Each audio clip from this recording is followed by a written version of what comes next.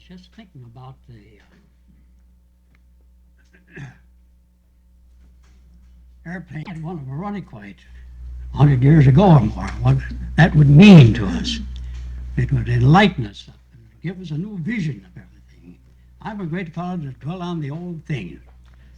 And old history, I've always been interested. Ever since 1920, I started to write history of Irondequoit. That's a long while ago.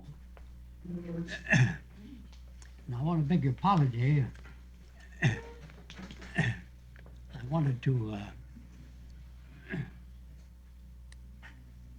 mention our chairman and our good friend Mrs. Tanner and our announcer Mr. Tyler, and ladies and gentlemen. When I received the notice of to speak on old Irondequoit, I got a kind of a new vision. I never believed what the word old meant so much after you look into it. And I immediately got busy after I got that announcement to look up in the different periodicals and history and dictionaries about this word old. You know, a lot of people, when they get to be 40 years old, they don't want to be talked about old anymore. And some don't want to be old at all. When you mention the word old, they get they're insulted. But you can't get away from the fact that we're growing old. And I happen to be one of them. And I don't regret it. I'm having a great old time here on this earth. I just enjoy it. And I hope you do. And I would like to have you in this assembly. I'm sure that you've came here to be enlightened on some of these things. And I invite you to make yourself comfortable, because I'll do all the sweating. You won't have to do any sweating at all. I'll do it all for you. I've been sweating for a good many years, and I don't know, there's nothing like a good sweat. You know, when we used to have bursitis and different things, there used to be a man here in town, he had to go up to get a hot bath, and then they'd put you on a table and give you a rub and rubbed off all the old proud flesh and this and that, and that was it. Get rid of the old proud flesh. Now, I perhaps know most of you here, but there are some that probably don't know about my history and where I came from and who my ancestors were. And I'd like to tell it to you, because that enters into the old Irondequoit. The Dubelbeiss family are of Swiss descent. And we go back about 500 years over there in Bern and Luzerne and Schinsnacht and other places in that territory. And my grandfather came over here in 1840 with 5 sons and 3 daughters. And they were 6 weeks on the sea getting over here. And they bought a farm on Bay Street near Portland Avenue. And they went in the foundry business. That was their business over there. We go back there in the foundry business over in Bern, Switzerland, where they casted the bells. They had an act of getting the proper tones on bells, and those bells are ringing the glad tidings in many churches in Europe today. Now, when we talk about old, I looked up the word old in the dictionary, and I think that's a good place to find it. And you'll find that the historical background of this word old, you'll find it in the dictionary, and it goes on, it says that 50,000 years is only recent. And then it goes on and says 1,000,000 years, and then some more millions, and some more millions, and it gets into the billions, and it finally winds up with 6 billion years. And that's almost indescribable. That's what I'd call old. You know, that's really old. You can't get away from that. Now that's what the scientists figure out, so it must be right. They're getting all these new gadgets for us, and they seem to be all right, so we have to believe it. We believe those things. Now, as far as Irondequoit is concerned, many people don't know the background, really the real background of Irondequoit. Oh yes, we know about the bay, and we know this and that. We know something about Seabreeze and Somerville, and we know about Doug Stuffle there, and we know about Maud West and her family, and I had some of my relation here, Mr. and Mrs. Asthma. Mrs. Asthma is a Dubelbeiss, and then there's another couple here, Mr. and Mrs. Elmer Pfeiffer, and Mrs. Pfeiffer, she was born at Dubelbeiss right on the Ridge Road here. So they lived at Irondequoit for a good many years. And the Asthmas lived in Huntington Hills, and Genevieve now lives over in Webster. So that as we go along on these years, I would like to take you back to a real old eons of time. I don't know, I can't pronounce that word eon. That means you can't describe it. How about that, Maud? Can you describe eon? I would like to take you back to the glacial age. And that's the beginning of this territory, as many of us tell us that. These geologists and scientists tell us we go back to the glacial age, when this part of the country and most of the world was covered from a mile or 2 miles thick with ice deep. And as the ice melted and disappeared, the different lakes were formed, glacial lakes. And three of those lakes that are enumerated is Lake Dana, Lake Watson, and Lake Iroquois. Now those three lakes existed billions of years before Lake Ontario was formed. Many people believe in the opinion that the Ridge Road here was built by Lake Ontario. Now that's all wrong. The Ridge Road that runs from Sotus to over in Canada to Hamilton, Canada, 150 miles long, they tell us was built by Lake Iroquois. And Lake Iroquois lived and existed billions of years before Lake Ontario was formed. When the ice sheets melted, the Iroquois Lake ground up all these big rocks and made this sand and gravel and built the Ridge Road. And that was the north shore of Lake Iroquois.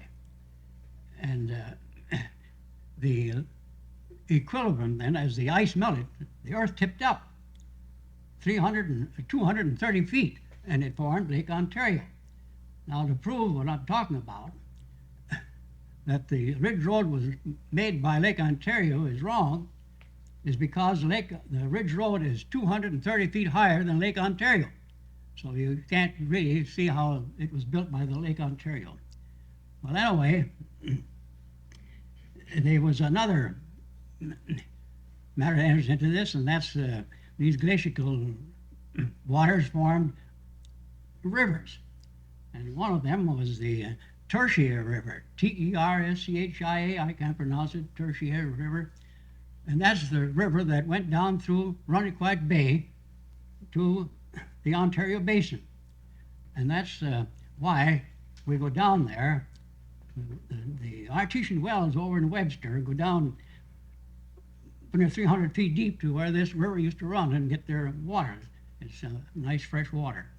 So that the Irondequoit Bay enters into this history. And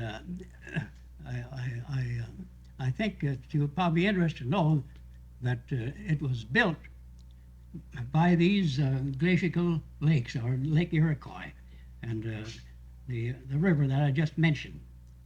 Now, as far as we go back to the time of these ancient ages, and we find that the background is what formed Irondequoit. Now, the hills in Irondequoit, as you see here, the hogbacks and all those hills, they are the result of erosional. As the water went out, it washed the soil away and left these hills. The hills weren't built like we have hills in these, say, go down to Mendon, like drumlins and eskers. Those were built by the water whirling around and piling up the soil and made these drumlins. Now we have a drumlin in Irondequoit, and that's over there on Winton Road and Pardee Road. As you go up the hill on Pardee Road and over there, that's a drumlin. And that's, if you go down towards Mendon, you'll see in that section, you'll see a lot of them. And those were all made by the glacial drift and glacial age. Now,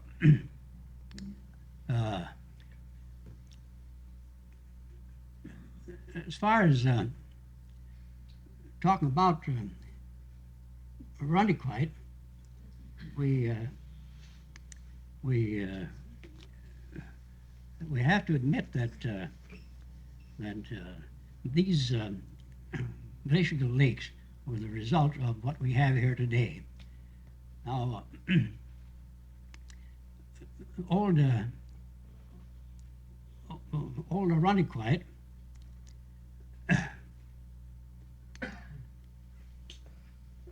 was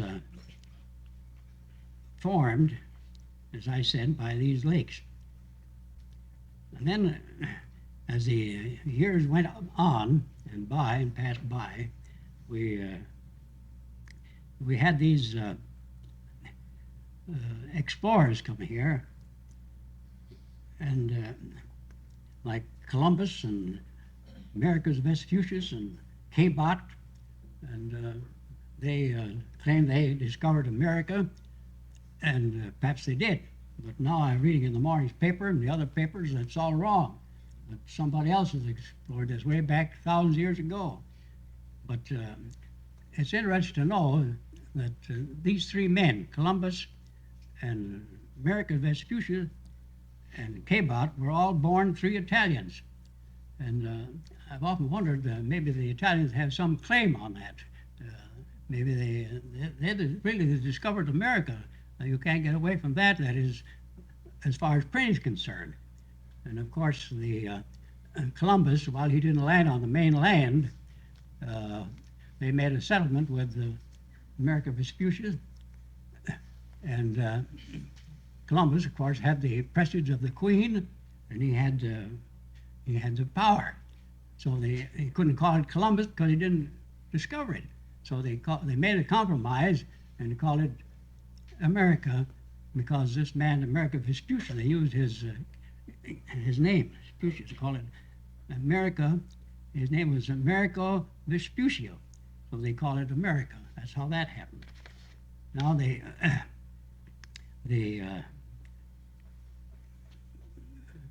history is, someone wrote an article about what history is. Well, they tell me that history is something like if you don't mind if I take off my coat, I told you I'd do the sweating. Yeah.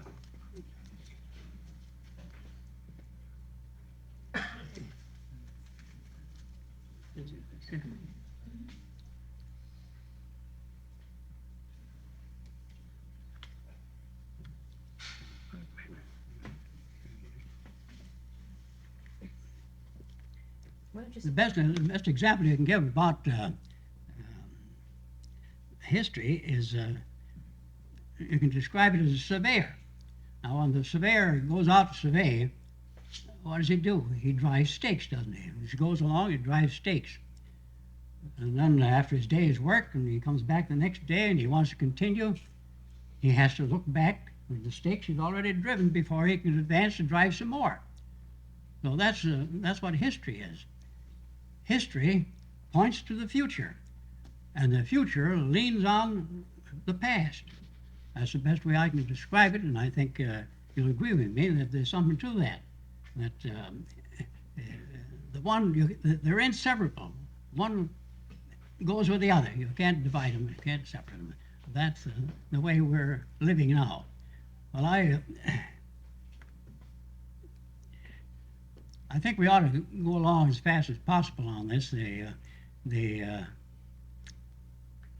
I'd like to bring you back now to the time when those two financiers down in Massachusetts, fellows from Gorham, came up here to buy Western New York. And that's part of Irondequoit, of course. Everybody's interested in that because Irondequoit is part of Western New York in Range 7, Lot 14, and so on and so forth. But these two men, after the War of 1776, and they were power in Boston, Massachusetts, fellows from Gorham. And they also helped George Washington finance the war, and they were power in Washington. So they had things pretty much their own way, and they were quite wealthy. So they wanted to buy this territory up here called Western New York. Now, while they bought about 2.5 million acres, they started to get 6 million acres. And they made a bargain with the Indians to buy the 6 million acres for 2 cents an acre. And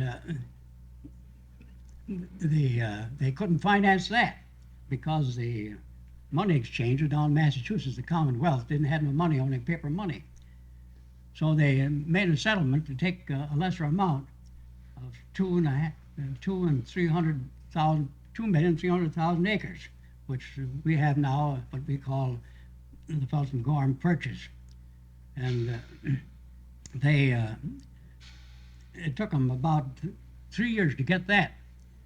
They had meetings with the Indians, and they had powwows, and they couldn't get anywhere because the Indians, some of them were quarrelsome. Red Jacket, who was one of the Indian chiefs, he said that he couldn't trust a white man. He says, white man fooled Indian once, shame on white man. And he says, white man fooled Indian twice, shame on Indian.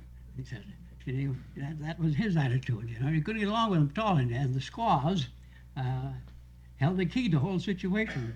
Every time that they had a meeting, they, like Red Jacket, they'd kick out the fire of the emigrants and the council chambers, and then they want to relight the fires again and start all over. And the squaws always wanted to start over again because they got some trinkets, the jewelry. They wanted the jewelry and this and that. And the men, they wanted a little handout, kind of grafters they were. That's what they were. That's what, I don't know if you remember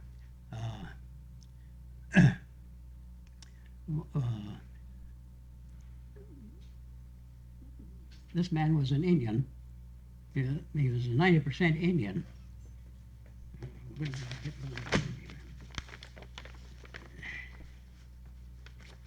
I'll have to read you some of this.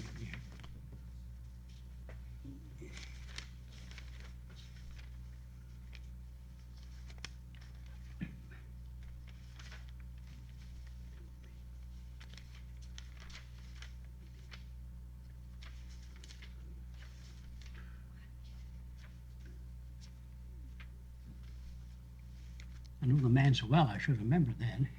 Dr. Parker. And the other man was Professor Fairchild.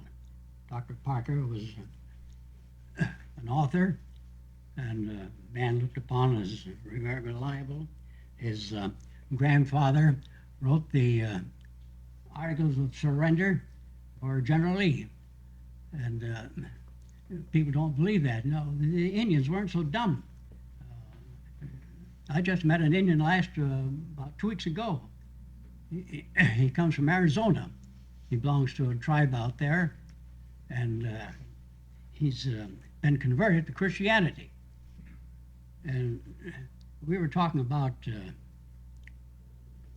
the Indians eating dog meat, because when Lascelles came here, Lascelles and Denonville, the Indians up Irondequoit Bay, the Indians give him a nice reception, and they served him with dog meat, which was considered a delicacy. But Lascelles, he had to go back to the tree and he threw it all out after he had it down. He couldn't stand it. So I mentioned this man here, this Indian, and he says, why? He says, well, that is, out in Arizona, that's a delicacy. We like to eat dog meat. They still eat it. Well, Dr. Parker and Dr. Fairchild are the authorities of what I've been telling you about. So let me read you, if you will,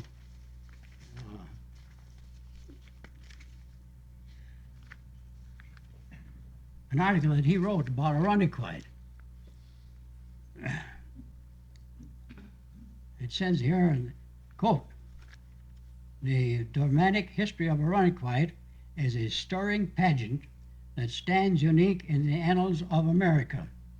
No single spot in the Empire State, unless perchance it is in Niagara, can match it. Western New York from the very beginning has been an attractive area. It has inspired men to certain heroic ideas," unquote. Dr. Parker also called Irondequoit Bay the gateway to the far west that reaches to the Mississippi River and to the very soul of mortals, and continued to add that startling fact that this peaceful Irondequoit Valley, not so long ago and stretching far into antiquity, has been the amphitheater of one of the most picturesque pageants in history ever enacted upon American soil. It was France against England, with the bewildered Indians for themselves, and against anyone who seemed to threaten their national life. Then it goes on here, I tell you Parker's blood and his grandfather went on there. Dr. and Professor Fairchild, he's the authority on the glacial lakes.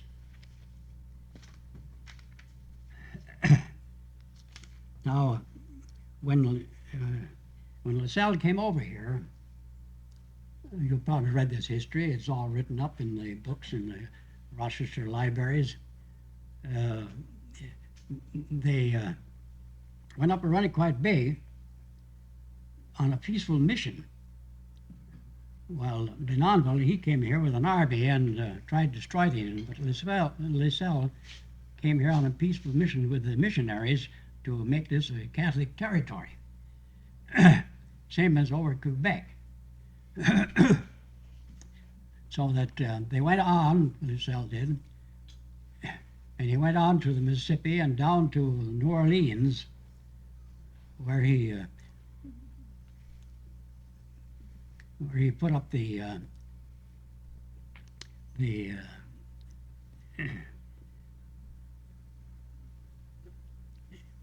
he put up the sign there, the post for France, see?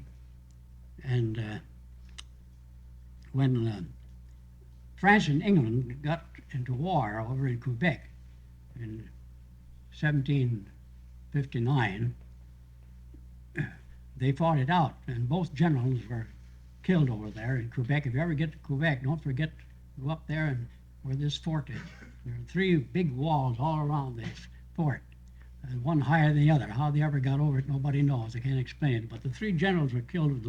France lost the battle, and then, of course, England then took over this territory. Otherwise, this would have been a French territory, same as Quebec is. Now, the outcome of that battle was that France, rather than to have England get the territory down to New Orleans, and that big territory that now comprises 16 states, they sold it to the United States for $15 million. And that's how we got that territory down there. Same as we got the territory of Alaska for a lesser amount. But Lascelles and Denonville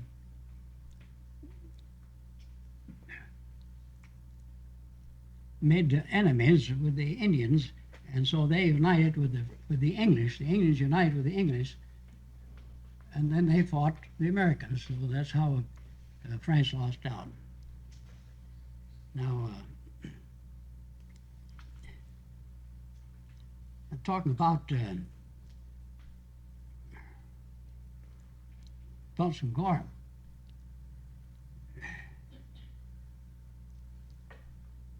They got this land, and then they divided up into ranges and townships and what you probably know.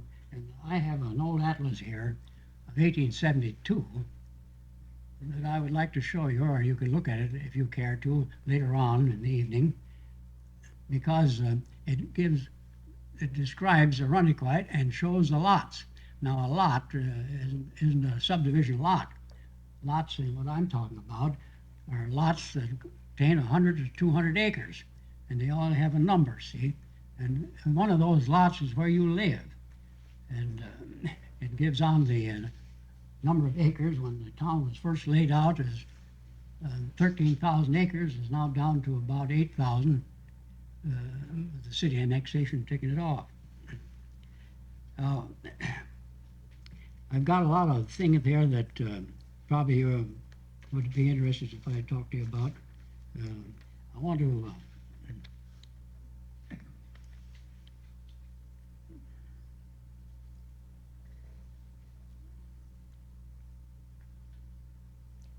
there are some things that outside of Irondequoit that affect the town, and one of them is spiritualism and Mormonism. Now, spiritualism, as you know, perhaps was started by the Fox sisters down at Hydesville, not far from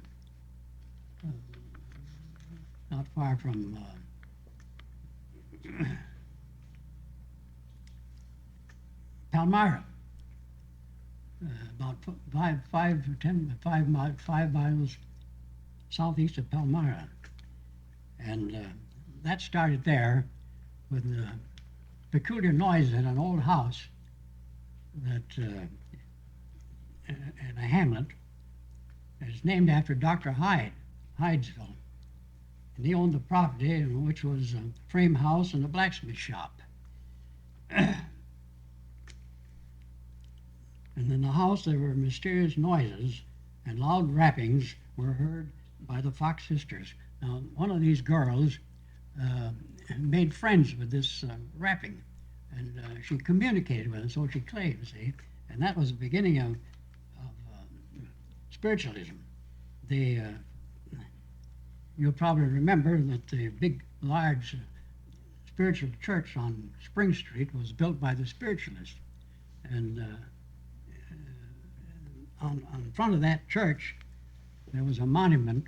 They moved it across the street now. And on that monument, I've got it here, dated to December the 4th, 1927, by the spiritualists of the world in commemoration of the advent of modern spiritualism at Hydesville, New York, March 31st, 1848, and in tribute to mediatism, the rock upon which demonstrable spiritualism forever stands. There is no death, there is no dead. They don't believe in that. And the other one is the Mormonism. I imagine we have spiritualism and Mormonism in Irondequoit. In fact, I know some. And Mormonism, you know, started with Joe Smith in Palmyra. Well, you know, they've got this man all perfumed up, this man Joe Smith, and he was just a roustabout. That's the history of it, and that's written in book form. I'll take you over to the library and show you the books. You'd be surprised what they said about that family. You wouldn't believe it. And how they advanced the way they did is indescribable. I can't understand it, but they got by and they must have had something. Anyway, this man Joe Smith was a young fellow, and he went in the woods and he saw a vision, and he did some praying, and he got others interested in it. They must have had something background, or there must be some truth in it, or they wouldn't have got where they are.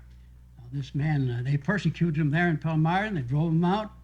They went to Ohio, and they drove him out there, and they went to Indiana, along the Mississippi River, and they built a city of 10,000 people, and the people started to murder him off there, and they finally drove him out there, and then they decided to go the wagon trails over the Mississippi and on through the west out to where they are.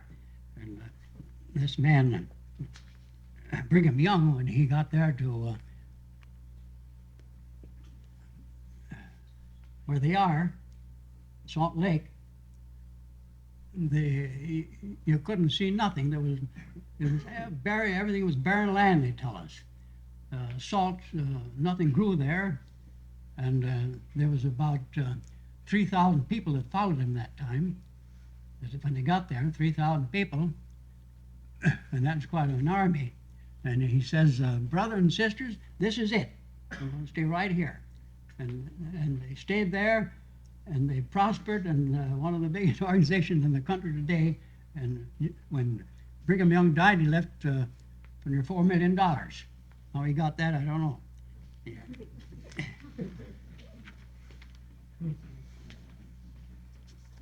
Well, I've got a lot of things here. Let me see. I got to watch the clock there. I'm going to get back to Irondequoit. You know, I knew a man the name of Mr. John Leach, L-E-I-C-H, Leach.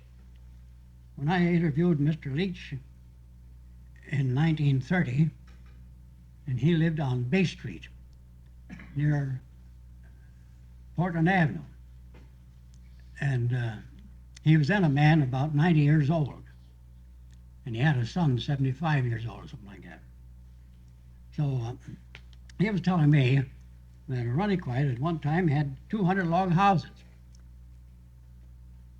Now, I don't think he was so far away from that, because I personally knew about 15 or 20 myself. In fact, I was in them. 3 of them were down on the end of Brown Road, and 2 of them were on the Ridge Road, where Hannah Walter lived, and the other one Ben Amon built down near the Seabreeze Expressway. And there was 2 over in Cole's Woods on Cole Road. I was in them. And there's the one on Rattlesnake Point where that man Leach was murdered, and he was there for 40 years in this log house. He had it fixed up nice. And there were other places, you know. There were 2 or 3 over at the end of Norton Street, and there was 2 on Norton near Culver. And I can go along that. I say I was in these log houses. Now, there's one on Eaton Road, yes, that was down there. I was in that one too. That was occupied by Aunt Betts Woolcott, Aunt Betts Woolcott. You probably never heard of her, but after she got along in years, she come up and moved on the Ridge Road right on, almost across the road from our home. And Aunt Betts, you know, she used to tell how they used to smuggle whiskey in from Canada and roll it into that cove there where now the bridge is. That was all marsh, you see. The boats, the schooners used to land there in the marsh before the East Pier was built. See? And the Rochester Canoe Club wasn't there. That was all open water. Not very deep, because those schooners only drew about 3-4 foot of water, loaded. See? And she helped load these barrels of whiskey on these ox carts to take to Canandaigua on the Landing Road. I might mention Landing Road runs from Canandaigua to the mouth of the river. It was built it was an Indian trail, and when they started to follow it in 1800, it was an ox trail road with the ox trail, and they hauled the furs from the inland of the state to the mouth of the river from Canada for the elite over in France, the minks, the wild mink, and other furs were in demand. And the whiskey for inland was just as important as the furs to some people, evidently. They hauled the whiskey and got a good price for it. Of course, they didn't pay no tax. Everything was free. Yeah.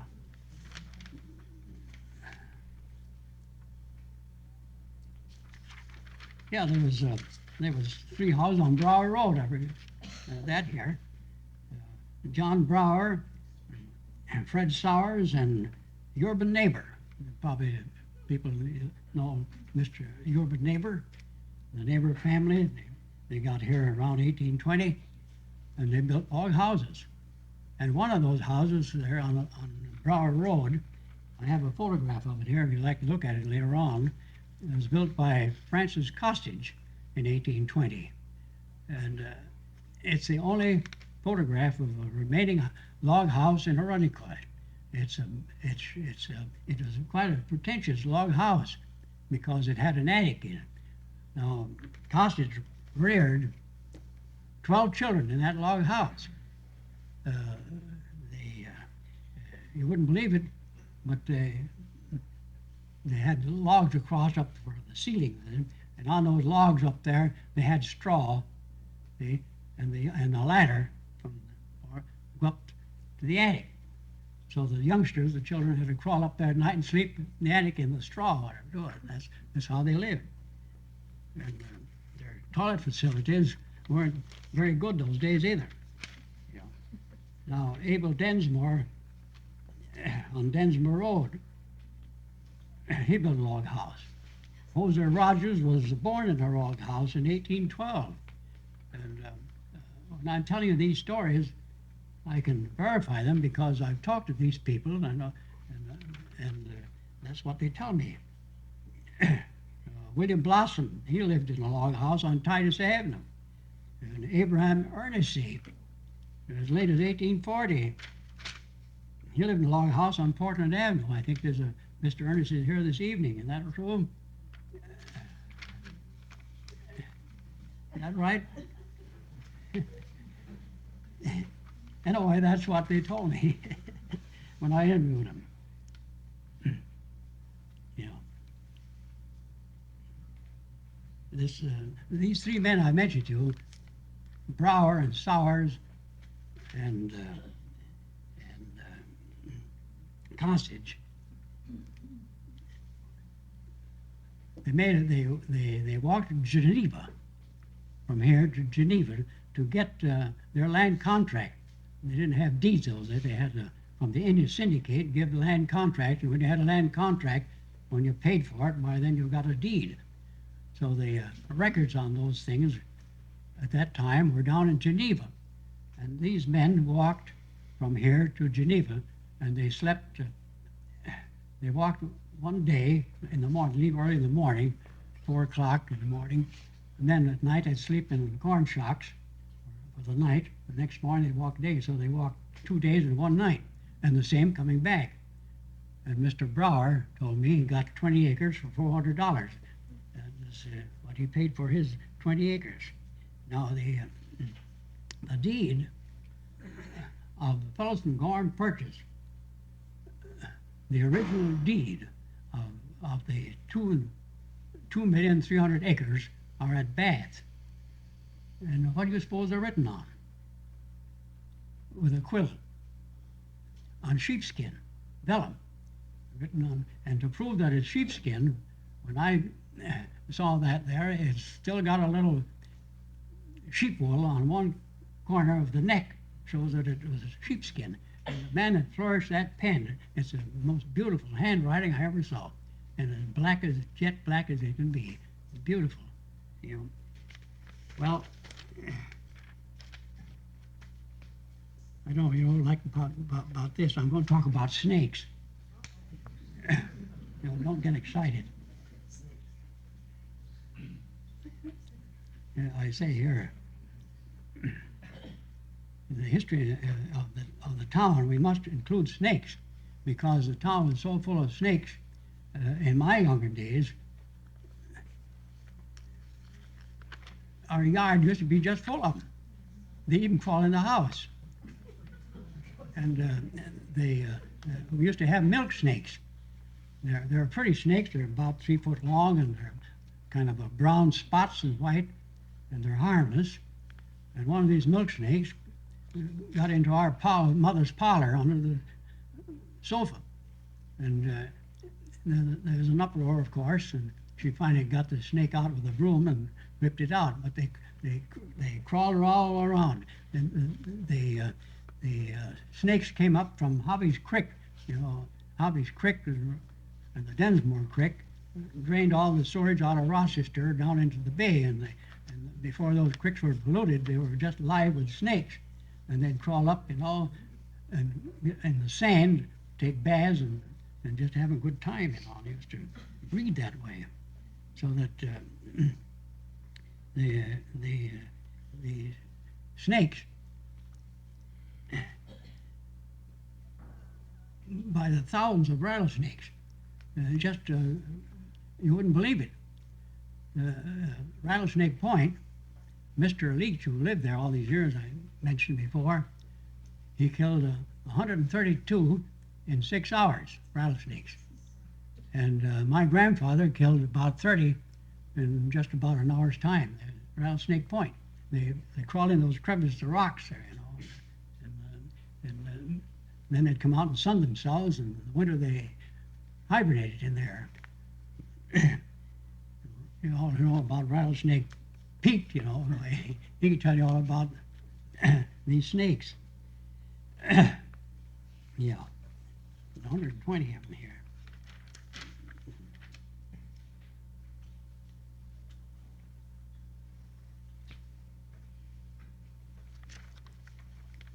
Well, this is an interesting thing. This might interest you. I was plowing one day in the vineyard between the rows. The rows are 8 foot apart. There were long rows, 30 acres of vineyard, and we plowed always with a one horse, see? A one horse plow. It's not wide enough for a team. And I was plowing there one day, heading the furrow, I saw a snake. It wasn't a very large snake, it was about a garter snake about that long. And I stopped the horse and I watched that snake. And right ahead of it, about a foot or so, there was a toad. And that snake had that toad mesmerized. He couldn't move. So it took a whole hour for this. So I stood there and watched it, and the horse had a rest. And he kept creeping up a little closer and closer. And he got about 6 inches from the toad's head.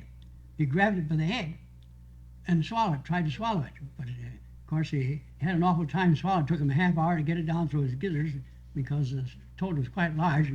But he got it down, got it inside, and there was a bulge. So I killed the snake, took my knife out and cut him open and let the toad out. And believe it or not, yeah, and believe it or not, the toad hopped away. Never saw anything like it. He just come to that's a snake story. Well, you all heard about snakes. Here's a fellow who was telling me the other day about a snake crawling in some fellow's canoe in the bay. He just wanted to make a story, Well, the bay was full of snakes, but this snake, he said, crawled in a canoe, a good big snake, and must have been 6, 8 foot long, and the fellow hit him with a head over and like that. Well, if he did that in a canoe, he must have. It's impossible. If he had a boat, didn't think. I heard a snake crawling in a boat, but not in a canoe because it tipped over. Yeah. Well, I want to talk about some roads. People, that's more interesting than snakes. When I talk about roads in Irondequoit, it's filled with volume. It takes somebody more competent than what I am, but I do the best I can on it. But I just want to mention a few. You see, there was no roads in Irondequoit around 1830 at all. There were some airlines but everybody drove just where they wanted to. If you wanted to go through the other fellow's farm and go up city, why, you drove right through it, no questions asked. And there was not very many people. But I remember when Mr. Payne lived down the Seabreeze and Mr. Ewer, they were first settlers down there in the Bradstreets at Seabreeze. If you go down to Seabreeze, you'll see the burying ground there with 15 people buried there with their monuments, telling these people I mentioned that are buried there, and they're still there, those monuments. Well, anyway, when they wanted to go to the city, they just go right straight through the best way to get there. Cross lots and over rail fences, they get there. Nobody paid attention to that. Well, in 1830, the state made airline surveys. There was no width, it was just an airline. See? So before I forget it, I want to mention Henry Coy. I got a name here. Henry Coy was road commissioner, and he was a go-getter. I'm telling you, he had a lot to do with putting Irondequoit on the map. He lived on Pine Grove Avenue, and he bought the land there, which is now a shopping center on Hudson Avenue and Titus, and in there he had 20 acres. Well, Henry was a road commissioner for Irondequoit, and he found fault with the way over to Webster. There was a woman over there coming up to market one day, and she had 2 crates of strawberries in her little wagon, and of course you couldn't drive along by the south side of the track because the bay water was deep right up the railroad track. So they used to drive through the lake, going to Oklahoma and through the railroad to Oklahoma, then drive through the lake, and then when they get up the outlet, they crossed it over in this way. So she was going up to market with her berries, 2 crates, and the big swells come along, tipped her wagon over, and she lost her 2 crates of berries. So she wanted something done about a road. So Henry, he went over there and talked to her, and he said, I'll fix your road. He made a deal with the New York Central for a lot of discarded ties, railroad ties, see. And the railroad company, of course, brought them up there, and Henry, he put those ties in along the south side of the railroad track in the water, see, and they were in there, and then he put some dirt over them. And they're still in there. They never rot, you know. And that's, when you go over to Webster now, that's what you're driving over, Henry Coy's ties. Yeah. Henry wasn't a man that fooled around much. He didn't like dilly-dallying around. He wanted to do things. Yeah. Well, I mentioned that road to Landing Road, because when you go down Landing Road, after you leave over there, it's so crooked. It used to be, before it was widened out, it was just like a snake all the way. But the only evidence that's left of the Landing Road, Canandaigua to the river, and where do you suppose it is? I'll show it to you. If you take the time someday, I'll show you where it was. It came right straight down to Waring Road. Waring Road is part of the Landing Road before it went on over. But it came down Waring Road and crossed Goodman Street, which is now Goodman. There was no Goodman Street, of course. And it crossed the Hooker Farm and just east of Hooker Cemetery. And if you go up there now, someday when you're out driving and you're interested in it, you go to the St. Anne's home, and you walk over where Hooker's monument is. That's the only one the town couldn't push over because it's too big. It's a disgrace to the pioneers of Irondequoit. I never see anything so raw in all my life. I was just boiling mad, use that expression, that our early pioneers, the very people that made Irondequoit were buried there, and they pushed their monuments over. I have 200 names of them. In fact, I have the history right here of Hooker Cemetery. If you want to look at it, I can give you all the names, and the monuments are there. Well, anyway, they pushed them over, and Hooker's monument is still standing there. Well, right back of Hooker's monument is a cut through that sandy knoll, and that was Landing Road. That's the only one that's left of it. From there, it went right straight down to across to the Ridge Road, and it went down to to Cooper Road, and now I'm down to the bay.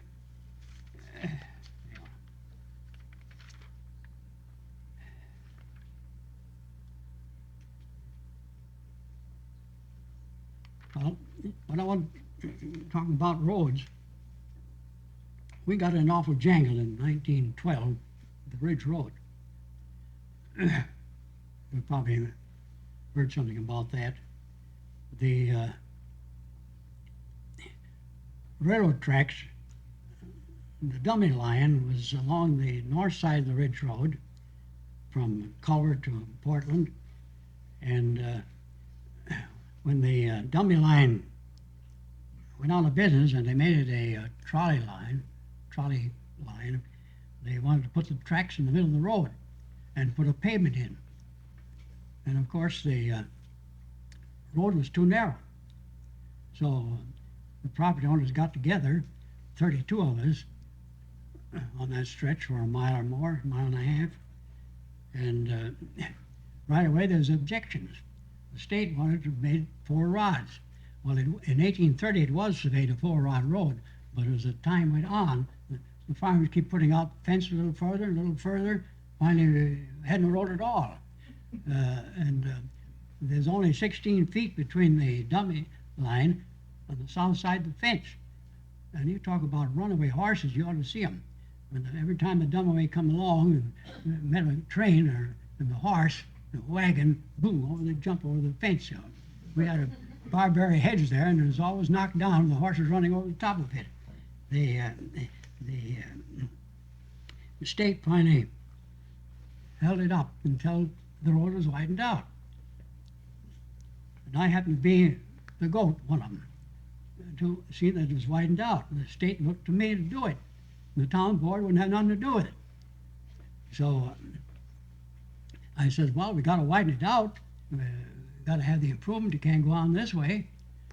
So we fussed around for about 5 years and finally got in court. And the court held we had no road and no lines at all. And then we had a new survey made for a 4-rod road. And every time there was a surveyor sold a piece of land down at Ridge and Culver, they drove a lot of stakes, And there was about 50 stakes there in a circle of about 50 feet, where everybody drove, every surveyor had a farm or a lot to sell. You make a survey and drive a stake, So you couldn't go by it. We had to have a new survey, and we made a new survey. Well, in a way, we got in court. So we had to tear down the fences, 9 of them. There's 9 objectors, and we had to tear the fences down.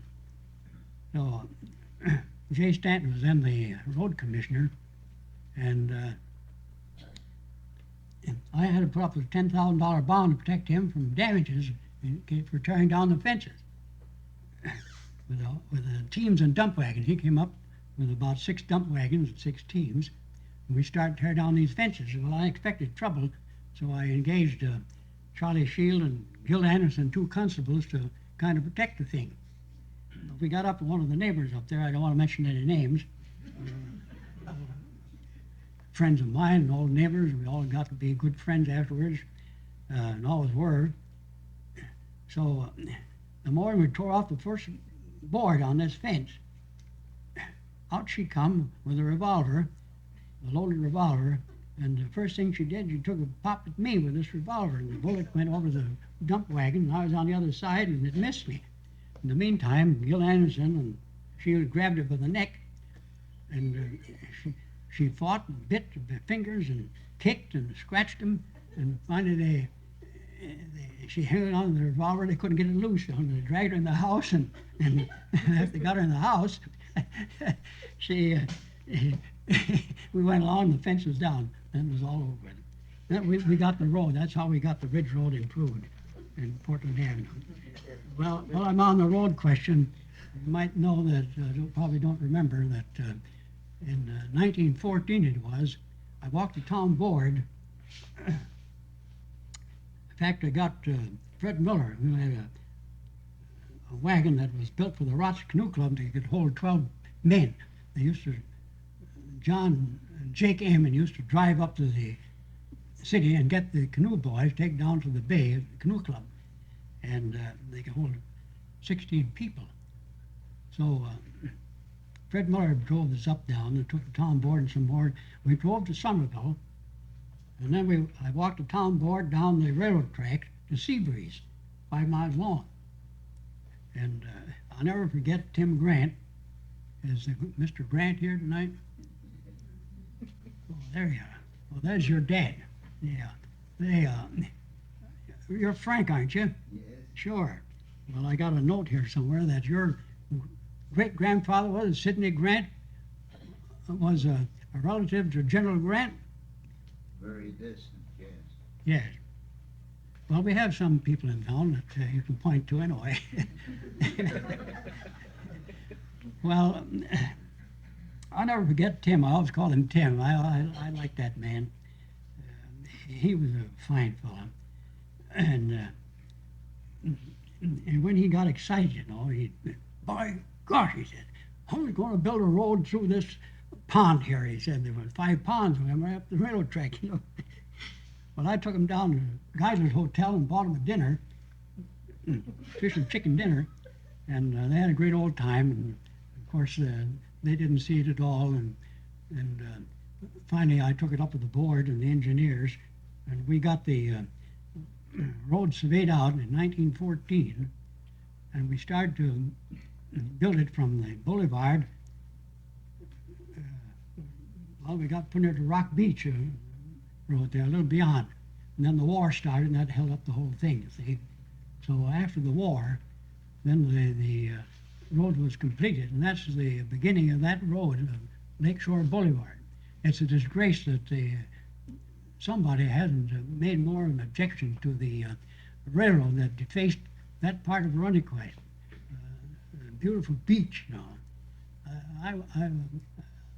I can't help but mention it. The city of Rochester and the county of Monroe and even the town of Irondequoit being so lax, they've never done anything about the improvement of Irondequoit Bay and our beaches. If other countries have a beach like we have here, I got to tip my hat to this man Carnahan that's going to put that beach business through there. The city of Rochester is selling it for a song, you know. It's terrible. You wouldn't think it was possible.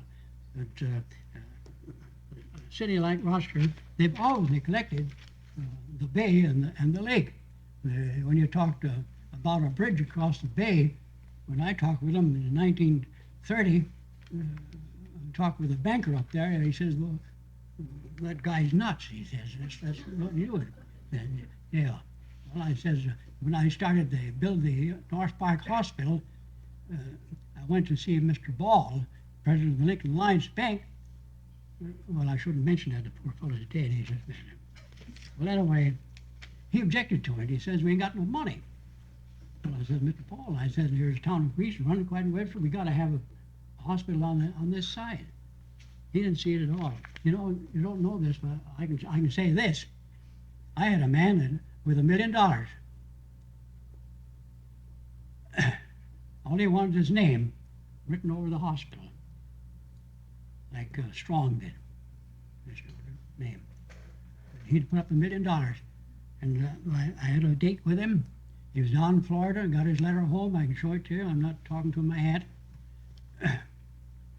Well, I might just mention his name. It's Bill Dinier. Everybody knows that Dinier sold out his bakery to the General Baking Company for $8 million. And he had that money. And put Bill Dinier's hospital over there. I said, I'll guarantee you that. So he wrote me a letter from Florida. When I come home, he says, we're going to get together on this thing, Louis. He called me Louis because they're an old friend of the family. And you know, I got that name, Louis. Everybody calls me Louis. I got so used to it because when the St. Louis Fair was on, there was a song, you know, meet me in St. Louis, Louis, and everybody stuck it onto me. Yeah. Well, Bill, when he came home, we had a meeting. And he says, next week we go and see the lawyers. And he says, in the meantime, I'm going to see a doctor. He says, I don't feel any good, but he says, I'm just going to get a checkup. So he went and got a checkup, and Just done. He's gone inside of 2 weeks. And that was the end of that. Well, then we didn't have no more money, see, but we could have got subscription of it. We could have built a hospital anyway, but the bank should have taken care of it. And they'll build a hospital in Greece now, and they'll build one they have one in Webster, but they'll modernize that. And we got to have these hospitals because every time somebody gets a scratch on the finger, what they do, they go to the hospital. Yeah. And every time there's an increase in the family, a month in advance, you go to the hospital. And they take up all the road. Yeah. Another road that, where is this thing here?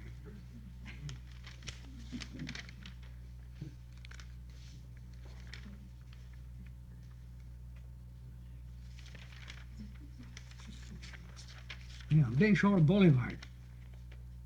Yeah. That's an interesting. You know how that was built? That was just one of my foolish ideas. I was a great fellow to work for nothing always. There's about 50 owners along the bay from Glenhaven up to the ridge, or Point Lookout. That's about as far as you go at Point Lookout. From there it was nothing, a farm. So they came over to see me and they wanted to know, that was in 1930. And I told them, I said, I'm not in politics anymore. It's something for the town to do. And you certainly ought to have a road because they had to get all their supplies in by boat from Bayview and Glenhaven. They couldn't get in the back. There was no road there. So I said, well, I'll see what I can do. But I had a county engineer McClintock and I were just as close as two peas in a pod. And I did him a lot of favors and he couldn't do enough for me. Well, when Mac died, his assistant, George Wright, took over. And I knew George, he's a friend of mine too. Well, anyway, I called George. I said, will you make a survey there? He says, I'll do anything for you, he says, if I die. He says, I'll get there, and he says, I'll have that survey made just as soon as possible. Well, he made the survey, to make the story short. And I worked 2 years on that, getting all different signatures and releases, and you wouldn't be surprised. Then the New York Central, or the New York State Railroad went to hand the receiver, and then we had to start all over again, see, another 2 years. But anyway, the road was built. The town project says I was nuts. Bernie Heberly said I was nuts, using that expression. That's what they said, so I have to tell you that. Yeah. And I said, I know I'm nuts. I said, anybody tries to do that, you ought to be examined. I said, but I'm going to do it if I can. So the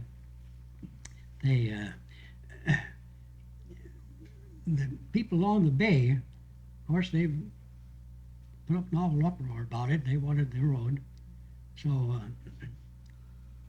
George Zink was then superintendent of highways, and he went down there with a shovel, and he got stuck in the spring. Right at Bayview, there's a spring come out there, and he went into that, and the thing sunk down in the quicksand, and they had an awful time getting it out, and that settled it for the town. They wouldn't have nothing more to do with it. Well, in the meantime, this man Roosevelt come along and made these relief projects, see? And that's how that road was built, by relief. And you'd be surprised the people that worked on that road. Doctors, lawyers, retired businessmen, and all kinds of people, bums too, for that matter.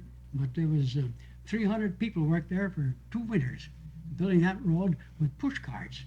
They had these little push carts, like you see the Japanese have, and they held about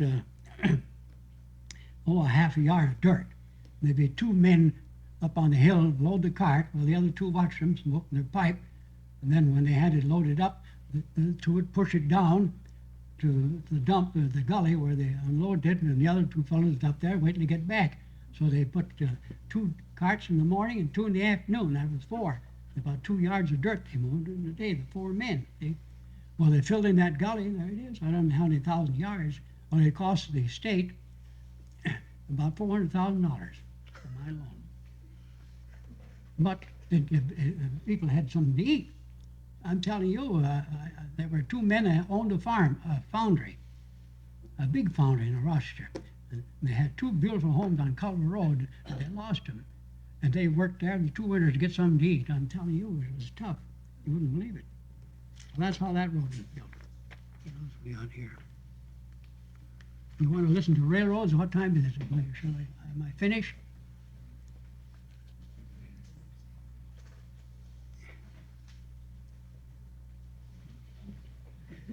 Railroads is a long story. Wind up with the. I think maybe we ought to take time now, and maybe somebody has a few questions they would like to ask. Would you Well, that's what I thought would be oblige time. to answer But I'm the gonna, question? before I close, if I may, there's lots here like fishing in the bay and fishing, hauling seines in the lake and shooting galleries and Seth Green. I'd like to mention Seth Green, who's the man that invented the fish hatcheries. He's a world-renowned man, lived in Irondequoit. Yeah, the sandstorms and the shipwrecks, you know. People don't know anything about the shipwrecks we had in the bay in 1892. There was a boat on the lake, they were all blown ashore. And you got drunks in the Irondequoit. Charlie Salmon all knew, and that's what started the WCTU in Irondequoit. I have them all listed here. In fact, I have the whole history of the WCTU. And it really was started down in Seneca Falls by Elizabeth Stanton and Lucia Mott, way back in 1818. But we haven't got time to go into that. But I want to read you this. You may. The post office you should know something about. The doctors. You know, Irondequoit had two doctors, Dr. Smiles and Dr. Dig. When they died, we had no doctor in Irondequoit for 40 years. And everybody had to go uptown and get a doctor. There was no doctor. So, I don't know, I guess I better tell this to Genevieve. My niece is here this evening, Mrs. Elmer Pfeiffer. When she was born in the old homestead on the ridge, I had to get a doctor. They shut the horse and chased uptown for a doctor. And Dr. Bellamy was in the town that time, but he was out on a case and I couldn't get him.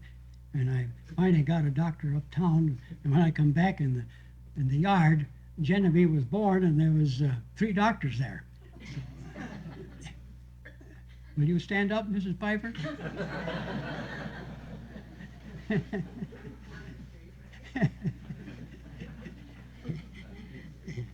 Well, as I say, a long story. Now, I want to tell you about Tom Brodigan in here. I mean, it won't take me but a minute and I'm through.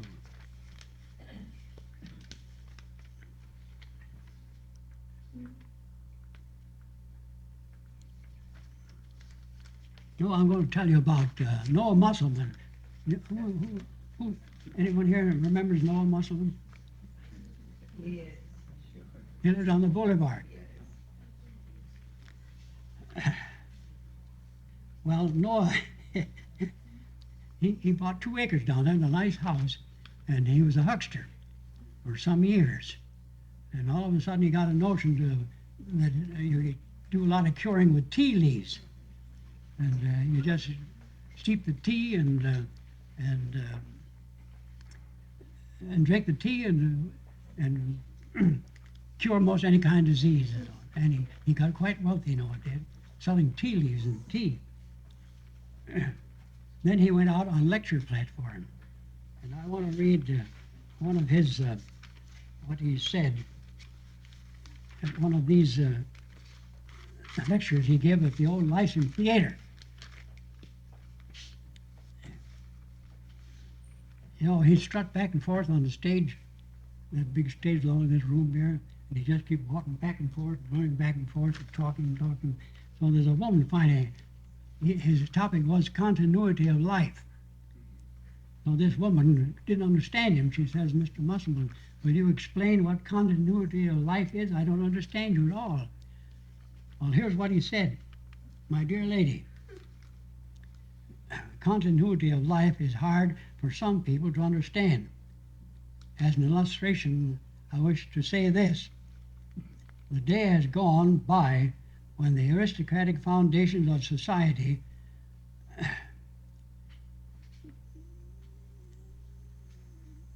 that now supersede the conglomeration of hyperbolic insignificance of intersections, thereby acting on the capillary peculiarities of Rosicrucian solutions necessary to abbreviate the samplily oscillating influence of man's sanctimonious qualifications before he can understand the continuity of life. To all of which she said, I still do not understand. Yeah. I was there, I heard that. Yeah, I was one of his customers, you know. He couldn't make a charge, you know. As a doctor, he couldn't make a charge, and he wasn't a doctor. But he had a box or a barrel as you went out the door, see. You could drop in $1 or $10, and there's a lot of tens in it. Yeah. I'll read you. This one here probably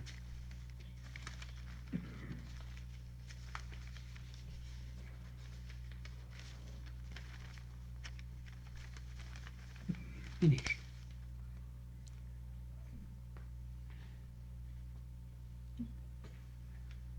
I forgot to tell you when we started this that the first settlers of Irondequoit was a man named Jesse Tainter. He didn't settle here. He lived here a year, and when Colonel Wadsworth came along, looking for a farm in this territory on horseback from Massachusetts, he met this man Tainter, and he says, "Tainter, how do you like it here?" "Like it," he says. "Why," he says, "I lived in hell here for a year." He says, "You better get out of here, and I'm getting out as quick as I can." Well, anyway, I start here and the finish. It says, "Well, Jesse Tainter and Colonel Wadsworth could now speak about Irondequoit. They might say it was like the Garden of Eden." The fitting slogan for Irondequoit might be, "You mention it, we have it." Del Titus coined one, Irondequoit against the world. You remember Del? Yes, sure. Yeah. Before closing, it would be an injustice if we did not pay tribute to a few of our early settlers who sparked Irondequoit. Men like A.C. Hobby, Henry McGonigal, both owned large farms on Culver Road and both were assemblymen who had a lot to do with passing legislation in Albany. They were most active in forming Irondequoit. Others who were active in forming Irondequoit were Hiram Party, Ransford Perrin, Silas Livingston, Winfield Wood, Isaac Baring, Abner Welkley, Palmer Dickinson, Micaiah Jackson, Henry Hickok, Alonzo Beach, Jose Rogers, Seth Green, Francis Woodward, James Sherry, Joseph Manning, William Huffman, Sidney Grant, who was a second cousin of General Grant, Captain Bradstreet, descendant of General Bradstreet. They were related with the President Adams, Mortimer Cole, descendant of Josiah Cole from Coal Hill at Plymouth Rock. But the real promoters who put Irondequoit to the forefront were the market gardeners. They used manpower to prepare the land for growing crops. The pioneers who did the spade work for this were merely all English, Holland, German, and Belgian descent. And here's a little poem somebody wrote. They are gone but not forgotten, but time and tide waits for no man.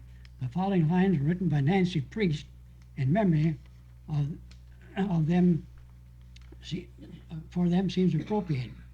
And it goes on and says, over the river they beckon to me, loved ones who've gone to the further side. The gleam of their white robes I see, but their memory is lost in the dashing tide. I thank you, gentlemen, and I'm sorry we haven't got more time.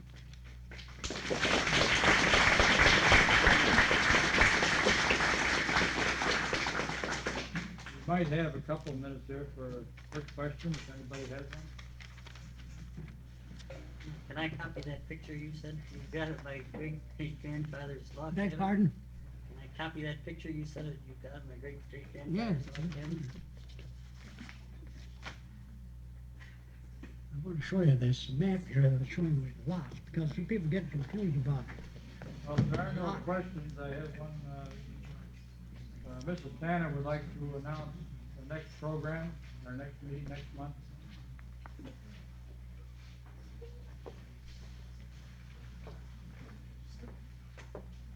I think that most of you who are here tonight have received an announcement of our year's program, and our November program is called Collectors Show and Tell. If you have children in school or grandchildren, you have heard about show and tell. The children bring something to school and they tell about it. At our next meeting, some of our members will bring things to our meeting, and they will have an opportunity to tell about them. Some of the things will have Irondequoit associations, there will be some historic interest, or they belong to somebody that was important in the life of Irondequoit. Other things will be maybe small collections of antiques, just a little reminder of another day. And if any of you would like to take part in this program, will see me afterward. I'll be very glad to arrange it. It will be like an antique show in a way, except there won't be anything for sale, and everyone will talk about 5 or 10 minutes on each of the exhibits. I think it's an experiment. I think it'll be interesting, and I hope you'll all come.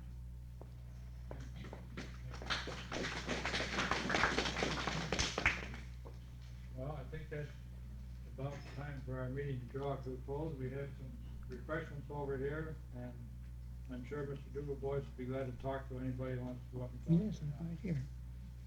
Thank you. Talk to the White House.